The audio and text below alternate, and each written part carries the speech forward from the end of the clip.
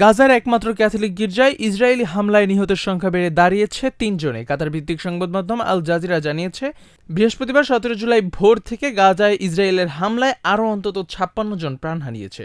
গাজার স্বাস্থ্য মন্ত্রণালয়ের তথ্য অনুযায়ী ২০২৩ সালের ৭ অক্টোবর থেকে চলমান হামলায় গাজায় এ পর্যন্ত প্রায় ৫৮,৭০০ জন নিহত এবং ১,৩৯,৯৭৪ জন আহত হয়েছে। বৃহস্পতিবার দিনভর উপত্যকার বিভিন্ন আবাসিক ভবন ও ধর্মীয় স্থাপনায় হামলা চালায় ইসরায়েলি বাহিনী। এরই অংশ হিসেবে গাজার হোলি ফ্যামিলি চার্চও ধ্বংস হয়। প্রায়ত পোপ ফ্রান্সিস নিয়মিত যেই চার্চের সঙ্গে যোগাযোগ রাখতেন, সেই ঐতিহাসিক স্থাপনাটি ধ্বংস হয় ইসরায়েলি ট্যাঙ্কের গোলায়। হামলায় আহতদের মধ্যে আছেন গির্জার একজন প্যারিশ পুরোহিত। এ ঘটনায় তীব্র প্রতিক্রিয়া জানিয়েছে পশ্চিমা বিভিন্ন দেশগুলো। ইতালি গাজায় আগ্রাসন বন্ধের আহ্বান জানালেও যুক্তরাষ্ট্র ইসরায়েলি হামলার কঠোর সমালোচনা করেছে। আইরেস্ক, জুবায়ের জারির, এইচ নিউজ।